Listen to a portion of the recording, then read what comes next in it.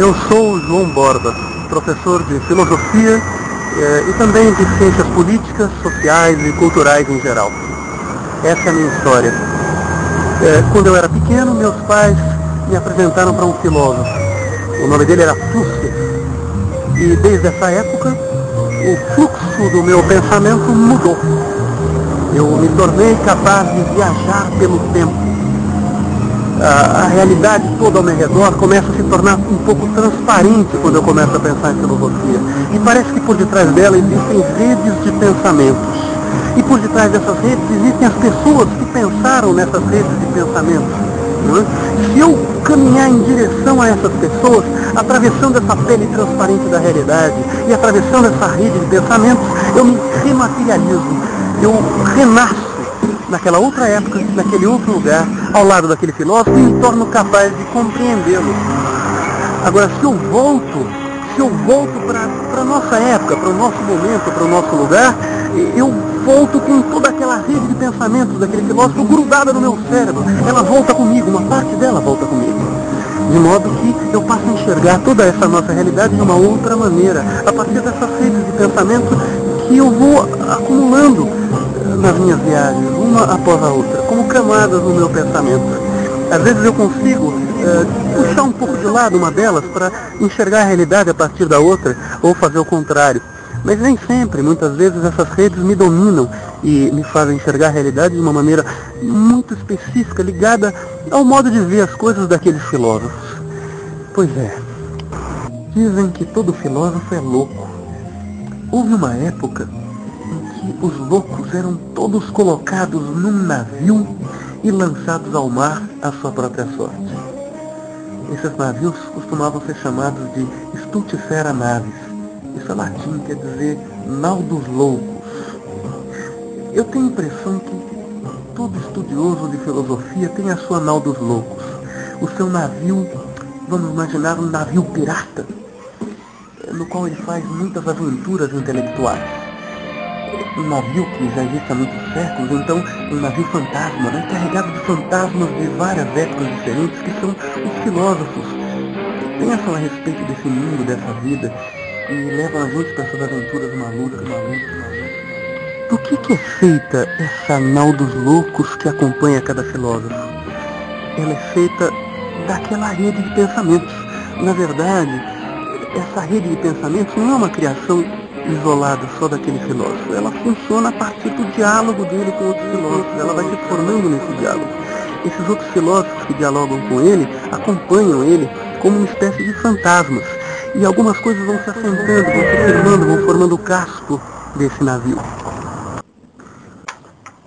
Opa!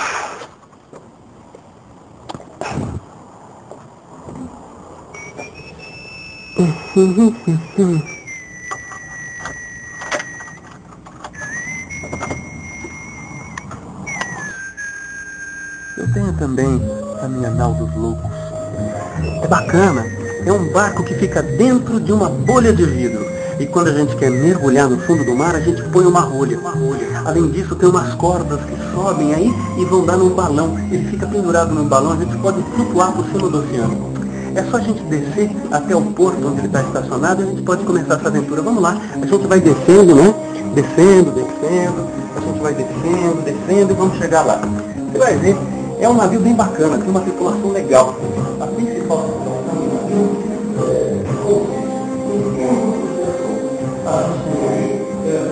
gente que a gente vai conhecer agora. Vamos descer e aqui a gente tem a escotilha de entrada do barco. Opa! Vamos para nossa aventura. O barco está aqui, essa aqui é a tripulação. Veja quanta gente tem nesse barco. É um bando de fantasmas. É um belo barco, tá vendo?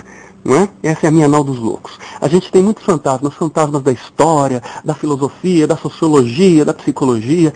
A tripulação principal que eu disse que eu ia apresentar é a seguinte: a gente tem aqui o Nietzsche, né, um alemão chamado Nietzsche, Friedrich Nietzsche. A gente tem também um outro alemão aqui chamado Max Stirner. Esses dois andam juntos, parece até que os dois são um só. A gente tem aqui um cara chamado Pierre-Joseph Proudhon, esse é francês, o francês Proudhon. A gente tem, claro, o Wilhelm Flusser. O Flusser é da antiga Tchecoslováquia, um país que não existe mais. Aí ele fugiu para a França, se naturalizou francês, depois ele veio aqui para o Brasil. No final das contas ele começou a fazer filosofia aqui, né? Então a gente pode dizer que ele é meio que brasileiro, ou sei lá. Ele diz que é cidadão do mundo, é um maluco, que nem eu. Enfim, a gente tem um bando de gente aqui. A gente tem também um cara aí da antiguidade chamado Sexto Empírico. Sexto Empírico é um filósofo do ceticismo. Ele está por aqui, está por aqui. A gente tem também, quem mais? Nietzsche, Stirner, Proudhon, Flusser, Sexto Empírico. Aí tem um cara aí da psicologia também, é um cara chamado Kurt Lewin. Esses caras aí eu acho que são os principais membros da minha tripulação. E aí, vamos para a aventura? Vamos lá. A filosofia não é assim. Ela realmente tem esses elementos. Ela é carregada de mistério, de aventura do pensamento, mas ela não se apresenta dessa maneira. Ela se apresenta, na verdade, como um estudo cuidadoso, minucioso, dedicado, paciente. E todas essas coisas, essa aventura, esse mistério, tudo isso é uma coisa que só transparece para aquele que vive a filosofia com muita intensidade. Depois de muita dedicação, de muita paciência, de muito estudo, ele começa a perceber isso no fundo da atividade filosófica, de uma maneira muito tranquila. Quer dizer, ela não aparece como um passeio na fantástica fábrica de chocolate ou qualquer coisa desse gênero. Ela não é bem assim. Ela não é bem assim. Eu não sei como definir a filosofia.